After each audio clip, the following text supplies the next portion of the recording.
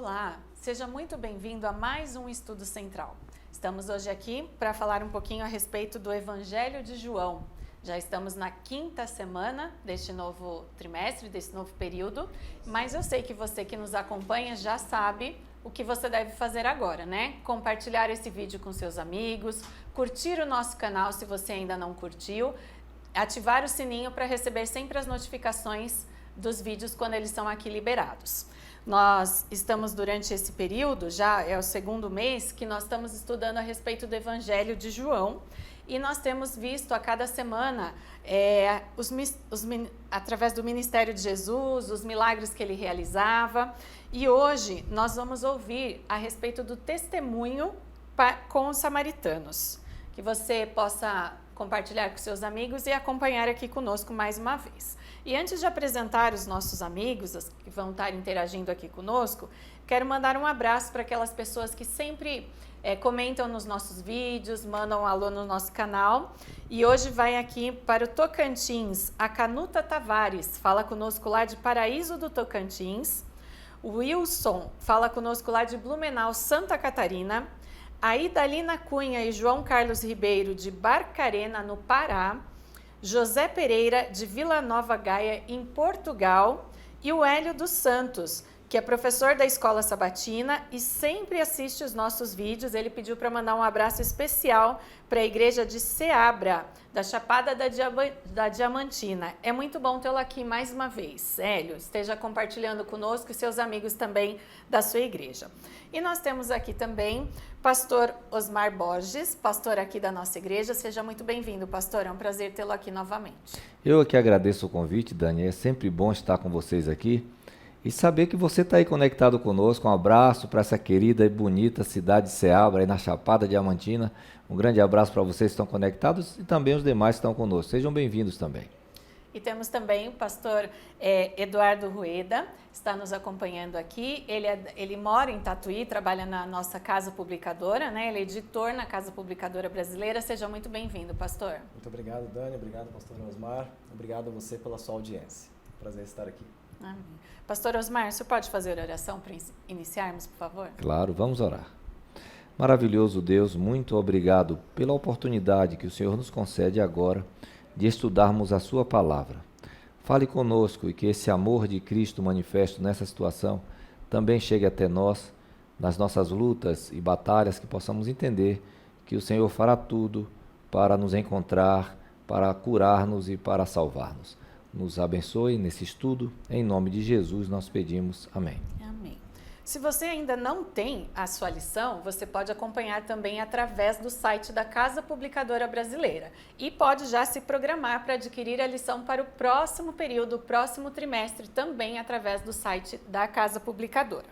Bom, nosso tema de hoje aqui dentro do Evangelho de João é a respeito do testemunho dos samaritanos.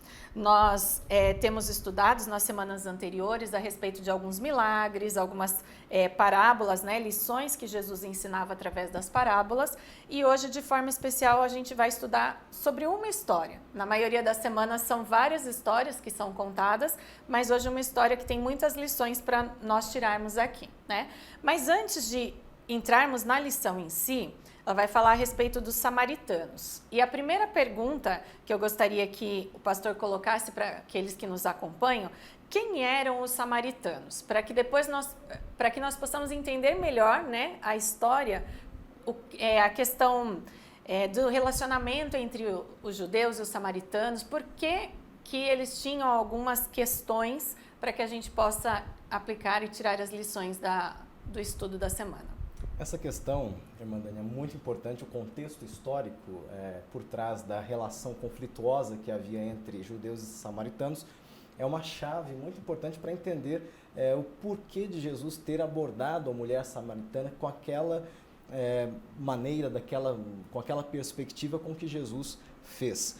É importante nós nos lembrarmos que o reino de Israel nem sempre foi um reino unificado. Na verdade, ele começou como um reino unificado ali no tempo de Davi, de Salomão. Depois houve um racha, por assim dizer, e metade da nação, ou melhor dizendo, 10 tribos daquelas que compunham o povo de Israel foi para o norte, formando ali o Reino do Norte, e 2 daquelas 12 tribos foram para o sul, formando o Reino de Judá.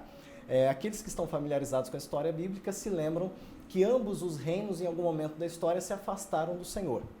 O Reino do Norte foi levado cativo pela Assíria no ano 722 a.C. e o Reino do Sul foi levado cativo pela Babilônia em 586. É interessante a política da Assíria, né? Para ela poder dominar um reino, ela costumava distribuir os seus cativos ao longo dos reinos dominados, a fim de dissolver a identidade dos reinos que ela estava dominando. No caso de Israel, ela tanto levou cativos de Israel, quanto trouxe estrangeiros ali para dissolver a identidade judaica, de modo que o resultado disso foi um povo racialmente híbrido e religiosamente sincrético. Ou seja, os samaritanos, eles não eram nem judeus totalmente, nem totalmente estrangeiros, e a religião também não era aquela do povo de Deus. Isso criou muito preconceito. Com o passar do tempo, o povo de Judá, do Reino do Sul, voltou do cativeiro babilônico, foram reconstruir o templo. Os samaritanos quiseram ajudar, os judeus não quiseram, porque era um povo que havia se misturado com os pagãos. Por causa dessa rixa que houve ali, depois os samaritanos quiseram construir o próprio templo no Monte Gerizim. E por fim, a história diz que João Hircano, que foi um dos governantes judeus ali no período intertestamentário, ele entrou em Samaria e destruiu o templo dos samaritanos. Agora imagine o ódio que havia sido acumulado ao longo dos séculos entre ambos os povos, né? Entre judeus e samaritanos. Então, quando Jesus chega ali ao poço de Jacó, encontra aquela mulher, existem séculos de ódio e de situações históricas conflituosas por trás daquele contexto ali. Ok. E aí a gente vê aqui que, embora houvesse alguma questão de comércio entre eles, né, algum tipo de relacionamento ali, o comércio continuava, mas as outras interações eram totalmente evitadas entre eles. Inclusive, transitar por dentro das cidades, mesmo que isso fizesse o percurso se tornar bem maior, né? De toda forma, eles evitavam o contato entre os judeus e samaritanos. Mas Jesus, né, diferia ali das pessoas. E a gente vê aqui no capítulo 4 de João, que é a história que a gente vai debater aqui hoje, que Jesus estava saindo da Judeia e ia até a Galileia. E poderia passar, e passou por Samaria, né? Diferente dos outros que evitavam tudo, ele passou, porque ele tinha um propósito em atravessar Samaria. Qual era o objetivo dele, pastor? O que ele, qual era a intenção de Jesus ao fazer esse caminho, uma vez que não era o comum do povo ali na época? Dani, esse era o caminho mais curto, mas é interessante, já a base do contexto histórico que o pastor Rueda já apresentou maravilhosamente. Parabéns, pastor. Fica bem clara que a situação era difícil. Então, o desafio era grande, porque quando você vê rabinos falando, escrevendo sobre a oração dos fariseus, o fariseu orava basicamente por 3 coisas. Ele agradecia a Deus: obrigado porque não nasci escravo. Eles estavam na terra deles novamente, apesar de estarem avassalados por Roma, mas estavam em sua própria terra. Eles oravam também: obrigado porque não nasci mulher. Então, e em terceiro lugar, obrigado porque não nasci samaritano. Então, o ódio era muito grande. Então, eles evitavam e preferiam o caminho mais longo para não se contaminar com esses samaritanos. Mas Jesus tinha um objetivo. Jesus não só encurtou o caminho geograficamente falando, mas missiologicamente falando. Ele disse: eu vou por aqui porque eu vou encontrar uma peça-chave para a evangelização dessa cidade. Eu fico imaginando se a estratégia de Jesus fosse outra, como em Gadara, que ele foi expulso por causa daquele problema com os porcos. Ele disse: não, vou encontrar uma mulher aqui que será a chave. Isso aqui é maravilhoso para provar que a Bíblia não é machista. Então, comumente a gente vê falar de juízes e etc. Mas agora nós estamos vendo uma mulher que Deus vai alcançar na sua necessidade, na sua fragilidade, vai fazer dela uma missionária e vai mudar toda uma história. Então Jesus vai pelo caminho mais curto, porque o evangelho tem pressa e ele tem um objetivo, né? Ele disse, eu vou mudar essa história aqui. Eu vou alcançar um povo que é marginalizado pelo fariseu e etc. Então ele segue um caminho diferente, uma rota diferente, ele sai da zona normal de conforto que o povo tinha, de se afastar daquilo que poderia ser um problema, e ele vai ao encontro da necessidade daquelas pessoas. Certo. E Jesus, ao chegar, né, passar por ali, ele para no poço e ele fica aguardando a mulher que chega para tirar água do poço. Não era o costume também local, naquele horário, uma mulher estar indo retirar água do poço, né? Ela tinha algum motivo especial para isso, não estava junto com as demais mulheres que iam no início ou no final do dia, né? Era ali o momento do sol mais forte, e ela foi lá buscar água sozinha e Jesus a encontrou ali. E aí começa a conversa entre eles, né? Como que a gente pode conhecer um pouquinho mais dessa história, qual era o significado inicial desse encontro? Interessante que, como o pastor Osmar já nos deu a entender, a agenda de Jesus era ditada pela missão de Deus, né, e pelo propósito salvífico de Deus em alcançar as pessoas. Quando Jesus ele se assenta naquele poço, sabendo já que encontraria aquela mulher, Jesus sabia também que teria que usar estratégias específicas para alcançar o coração dela, né? E conforme nós vamos lendo o diálogo entre Jesus e a mulher samaritana, é muito interessante nós observarmos as fases e as gradações, ou a gradação que esse diálogo segue. Então, por exemplo, no começo do diálogo, Jesus ele procura despertar a simpatia da mulher. Jesus não oferece um favor, ele pede um favor. Se Jesus oferecesse, muito provavelmente ela negaria, né? Ela recusaria o favor oferecido por um judeu. Mas uma vez que Jesus pede na condição de um necessitado, ela não tem como recusar. Então Jesus já quebra aquela barreira. Num segundo momento, Jesus, no diálogo, desperta a curiosidade dela, falando sobre uma água que, se ela bebesse, ela não teria mais sede. E ela ficou curiosa, mas que água é essa? Eu preciso dessa água, né?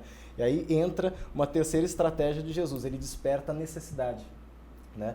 Ele faz com que ela sinta que precisa desesperadamente daquela água, para não precisar mais ter sede, né? E o diálogo avança, Jesus leva para o lado espiritual, ele desperta a consciência dela. Quando Jesus toca naquele assunto sensível, daqui a pouco nós vamos ver sobre a conduta moral dela, né? Jesus pede, olha, chame seu marido para que ele venha aqui também. Jesus faz com que aquela mulher entenda que é uma pecadora, ou seja, ele traz a consciência do pecado. Depois disso, Jesus faz com que ela se desperte para o sentimento religioso, quando ela fala sobre o Messias, e ele diz, ó, eu sou o Messias. E por fim, Jesus, ele desperta no coração dela a fé, porque quando ela entende que ele é o Cristo, que ele conhece tudo a respeito dela, ela pensa, esse homem que eu estava esperando, que nós estávamos esperando, e ele é o Salvador do mundo, como depois os samaritanos também reconheceram. Ou seja, Jesus ele vai do estágio mais simples ao mais complexo para alcançar uma pessoa. E há um paralelo no nosso estudo, né? Porque no capítulo 3, ele vai se encontrar com Nicodemos. E Nicodemos, não querendo ser visto com Cristo, que na cabeça dele era um leigo, ele vai de noite. Ele se esconde nas trevas. E essa mulher se esconde na luz, né? Ela vai durante o dia, no horário mais difícil. Ela sabia que ninguém iria buscar água naquele momento, né? E assim como Jesus esperava Nicodemos à noite, ele está esperando a mulher ali, não há uma coincidência. Jesus diz, aqui ela virá, aqui, eu estarei aqui no momento mais difícil dela, na humilhação dela, porque ela não está com a vida moral em dia, e eu vou fazer dessa maldição que o inimigo lançou sobre a vida dela a chave do sucesso da evangelização de uma grande cidade. Isso é maravilhoso, é uma estratégia poderosa. Isso mostra que Jesus conhece o coração de cada um de nós, né? Como conhecia naquela época, e abordava da maneira que ia atingir o coração de cada um deles, né? O pastor colocou como a questão de Nicodemos, né? Que fala isso aqui, o contexto de cada um deles e a forma que Jesus age para abordar e atingir cada uma dessas pessoas, né? E aqui, falando especificamente da água, faz uma relação com a questão de Jesus sobre a água viva. Como que a gente pode entender? Porque tem um contexto lá no Antigo Testamento que a lição traz, aqui mais levando para Jeremias e Zacarias, essa questão da água que era a necessidade daquela mulher no momento. Jesus é maravilhoso, né? Ela lutava, andava 1,5 km, imagine, o canto era de barro, com aquela água na cabeça, indo no pior horário de todos, e Jesus, da mesma forma que ele começa conversando com Nicodemos sobre o nascimento físico, aparentemente, é o que Nicodemos entende, ele fala sobre água, e ele tira da lição das coisas naturais, ele vai para as coisas, ele vai para as coisas espirituais, né? Da mesma forma, Jesus estava dizendo, olha, a sua vida não é fácil aqui, mas eu tenho algo melhor para você, uma vida plena, uma vida eterna, uma água que você nunca mais vai ter sede. Ela, então não vou precisar mais carregar água? Então meus problemas acabaram, né? Mas você não tem nem vaso, né? Como é que você vai tirar essa água? De que água você está falando, né? E Jesus se revela para ela como Deus quando ele fala da situação que ela está vivendo. Você tem uma situação difícil que precisa resolver, né? Vai chamar seu marido? Então, que Deus maravilhoso. Eu fico imaginando quantas pessoas melhores de caráter, né? Assim, aparentemente deveria haver naquela cidade várias. Mas Jesus pega uma pessoa com um problema sério para resolver. Então, Jesus não vai rejeitar você. Se hoje você tomar uma decisão de vir a Ele, de se entregar a Ele, Ele pode mudar o seu status moral e principalmente lhe dando a água da vida para o status espiritual mudar também, né? E a frase que Jesus coloca para ela, né, é que aquele que beber da água que eu lhe der, nunca mais terá sede. Pelo contrário, a água que eu lhe der será nele uma fonte a jorrar para a vida eterna. E ao ouvir essa frase, o que ela faz? Ela se entrega e pede para que Jesus dê a ela essa água, né? Senhor, dê-me dessa água. Como que a gente pode entender, já chegando nessa parte do esposo, né, que Jesus pede para ela buscar o marido, quais verdades Jesus queria transmitir a ela nessa situação? Ainda fazendo um paralelo com a história de Nicodemos, de fato a gente percebe ali que existe um contraste muito marcante, né? Nicodemos era um homem respeitado e culto, ele era bem estudado, era um líder, era um mestre em Israel. Aquela mulher era justamente o oposto, ela tinha uma má fama, a ponto de ela ter que ir no horário mais ou menos frequentado do dia, quando as outras mulheres não estavam junto ao poço também. Ela era uma mulher de má fama e ela não tinha estudo, não tinha compreensão plena de muitas coisas. Mas tanto Nicodemos quanto a mulher samaritana careciam de um conhecimento essencial, que era o conhecimento da salvação. Quando Jesus apresentou a metáfora do novo nascimento a Nicodemos, ele não entendeu. Quando Jesus apresentou a metáfora da água viva àquela mulher, inicialmente ela também não entendeu. Então, ou seja, diante de Deus, ambos eram ignorantes espiritualmente e ambos precisaram crescer nesse processo. E a estratégia de Jesus de chamar o marido, como já mencionado rapidamente, tinha o propósito de despertar também a consciência da sua situação, do seu pecado. Aquela mulher já tinha tido 5 maridos, né?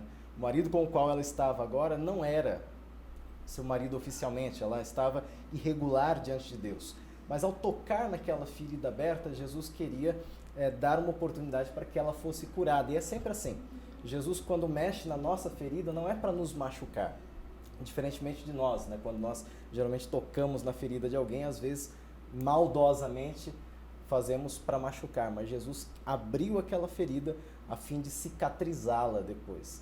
E ali foi um ponto-chave. É interessante depois que ela muda de assunto, né? Querendo tenta fugir do que... E também é muito interessante de que ela já se aproxima de Cristo sabendo que está se aproximando de um judeu. E ela já tem um preconceito dela.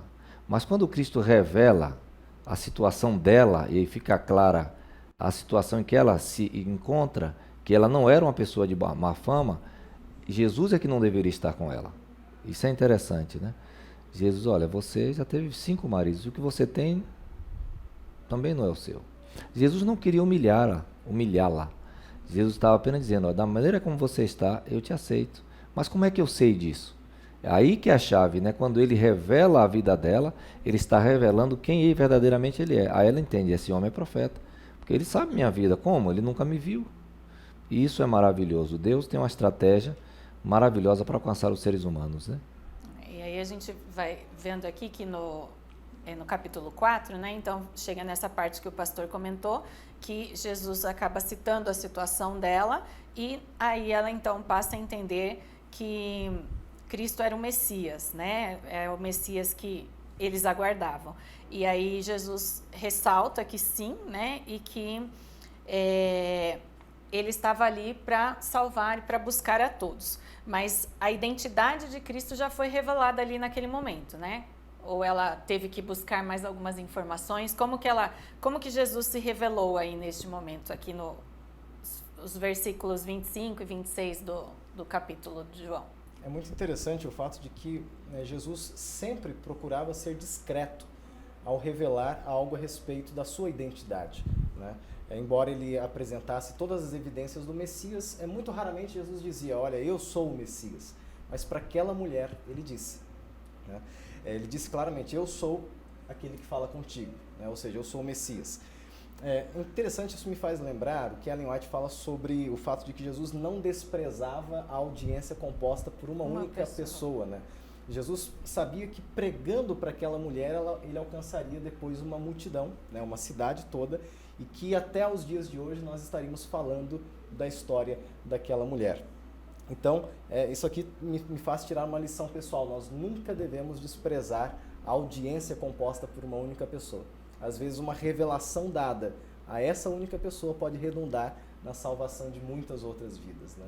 E quando Jesus menciona para ela que a salvação do judeu, Jesus não estava falando que o samaritano estava perdido, mas ele estava falando da unidade que havia e que pelo pecado deles e das desavenças que aconteceram no passado, e houve a cisão, isso não deveria ter acontecido, né? Essa fragmentação do povo. E ele disse, olha, vocês criaram e adoram um Deus que vocês não conhecem. Então, quem deu autoridade para vocês estabelecerem no Monte Geazim esse templo, né? Mas aí ele volta e diz, olha, mas eu também quero dizer outra coisa. Deus é espírito, importa que seus adoradores o adorem em espírito e em verdade. E aqui ele diz, eu sou, porque o Deus de Israel está aqui agora com você. Eu vim ver você, eu vim te encontrar no calor do dia, eu vim trazer a água que você tanto necessita. E isso muda tudo, né? Porque Cristo lê o coração dela. Cristo vê a necessidade, apesar da vida que ela está levando, ela é uma pessoa sincera. Tanto é que ela se abre quando entende que está falando com o Messias esperado, né? Isso aqui aponta para a gente que a sinceridade é muito importante no processo da salvação. Não importa a situação que eu estou, eu preciso ser sincero, reconhecendo quem eu sou e quem Deus é. Isso nos mostra também que se as pessoas se sentem às vezes sozinhas, excluídas, né? Cristo está a um passo de todos nós, independente da situação que estivermos. E aí o pastor já começou a falar que quando ela percebeu que realmente era o Messias, ela teve uma reação, né?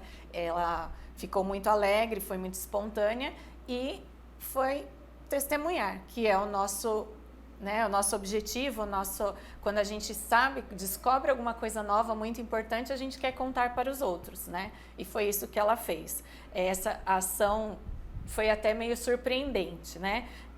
Como que concluiu essa conversa ali no poço, quais foram os últimos acontecimentos ali desse capítulo 4? É muito interessante que a reação da mulher samaritana ali, depois daquele diálogo com Jesus, ilustra um princípio muito interessante da vida cristã, que é o fato de que quando você está repleto, cheio do Evangelho, você transborda, né? Você transborda para aqueles que estão ao seu redor. Aquela mulher ficou impactada com a mensagem que ela recebeu de Jesus, deixou o seu cântaro ali, isso simboliza a necessidade de deixar aquilo que nos prende de alguma forma a nossa velha vida, e ela foi correndo compartilhar com os samaritanos, os seus compatriotas, os seus concidadãos, aquilo que ela havia encontrado em Jesus. E toda a cidade volta para ouvir de Jesus. Ellen White, no livro Desejado de Todas as Nações, na página 146, ela enuncia esse princípio de maneira muito bela. Ela diz que todo verdadeiro discípulo nasce no reino de Deus como missionário. Então, se você um dia aceitou a Jesus Cristo, você tem todas as credenciais para ser um missionário no local onde você vive, transbordando o evangelho para outras pessoas. Isso é algo maravilhoso. E Jesus havia profetizado isso, né? Quando ele diz, olha, quem beber da água que eu der, se tornará uma fonte a jorrar para a vida eterna. Então, foi uma conversa aparentemente curta, mas ela entendeu. E outra coisa, se ela não era uma pessoa de boa fama, como é que ela foi falar com as pessoas se ela não queria contato com as pessoas? Se ela ia por volta do meio-dia, no calor do dia, para não ver ninguém. Então ela precisou enfrentar a situação. Isso aqui é interessante. Ela voltou para o seu próprio povo, que a discriminava, e já falava com autoridade, porque eu não acho que se ela não tivesse algum tipo de autoridade ou de influência ali exercida pelo Espírito Santo, ela teria sucesso. Eu vou seguir uma pessoa de má fama? Não vou seguir. Mas as pessoas observaram numa forma de falar, na maneira de agir, que houve uma mudança. E isso é importante. Deus vê o coração, mas as pessoas não conhecem meu coração. As pessoas verão a mudança em minha vida em coisas práticas do cotidiano, a minha forma de falar, a minha forma de vestir, a minha forma de comer. Dizem a quem eu sirvo. Então, quando eles viram a mudança, eles vieram, né? E quando eles chegaram, eles vieram com base no que ela falou. No testemunho dela. E depois eles vão dizer o quê? Agora o que você falou já não... Porque nós estamos vendo e nós estamos ouvindo, né? E nós somos alcançados. Para encerrarmos, né, que nosso tempo já concluiu, antes dela sair, né, ou ela, no finalzinho da conversa, os discípulos chegaram ali, preocupados que Jesus não tinha comido, com a alimentação dele, e se espantaram de vê-lo falando com uma mulher. Mas havia uma lição ali para os discípulos também, né? Então, já vou pedir para vocês colocarem, né, fazerem as considerações finais para a gente encerrar com essa última lição que foi para os discípulos também, né? A seara está madura. E eles não perceberam. Enquanto eles estavam preocupados com outra coisa, Jesus diz assim, aqui eu vou salvar uma cidade. Se eu ficar aqui e conversar com essa mulher, eu vou salvar essa cidade inteira. Porque a seara está madura. E eu fico imaginando os discípulos que viram a mulher sair, e minutos depois viram a cidade toda chegar, e Jesus dizia, olha aí, vocês nem passavam por aqui porque vocês achavam que era um terreno cuja a seara estava verde e que nunca podia ser colher aqui. Mas eu estou mostrando para vocês que o mundo está preparado para a colheita.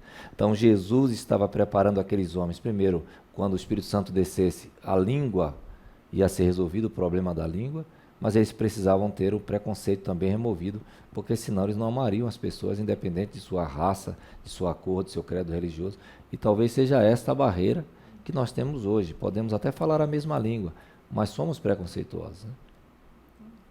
Pastor? Sem dúvida. E é interessante, Jesus de novo aproveita a oportunidade para ensinar. Ele aproveitou aquela situação para ensinar o evangelismo, a evangelização e ensinar a respeito disso. E para mim a maior lição a respeito de evangelismo dessa história é que tanto Nicodemos quanto a mulher samaritana, embora estivessem em níveis diferentes de educação, se tornaram evangelistas, cada um na sua esfera. Aquela mulher samaritana foi até mais usada do que Nicodemos para pregar o evangelho. Isso me mostra que Deus não precisa tanto da sua e da minha capacidade, Ele precisa mais da nossa disponibilidade. Se nós estamos disponíveis e nos colocamos nas mãos dEle, Ele transforma a nossa vida e, por meio de nós, a vida de outras pessoas. Amém. Que Amém. Ele possa nos usar sempre, né? Amém. Pastor, você pode fazer oração para encerrarmos, por favor? Vamos orar. Querido Deus, muito obrigado pelo privilégio de poder estudar a Tua Palavra. Obrigado por esta bela história que tem transcorrido os séculos e nos ensinado as belas lições de como o Senhor alcança cada pessoa com o Teu Evangelho.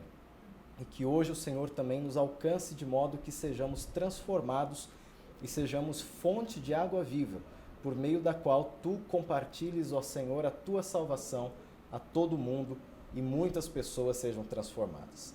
Continua conosco, muito obrigado em nome do Senhor Jesus. Amém. Amém. Amém. Obrigado, pastor Osmar. Obrigado, pastor Eduardo. Um prazer tê-los aqui. Obrigada também você que esteve conosco, acompanhando este vídeo, que você possa estar novamente na próxima semana, onde continuaremos estudando o Evangelho de João. Obrigada. Até mais.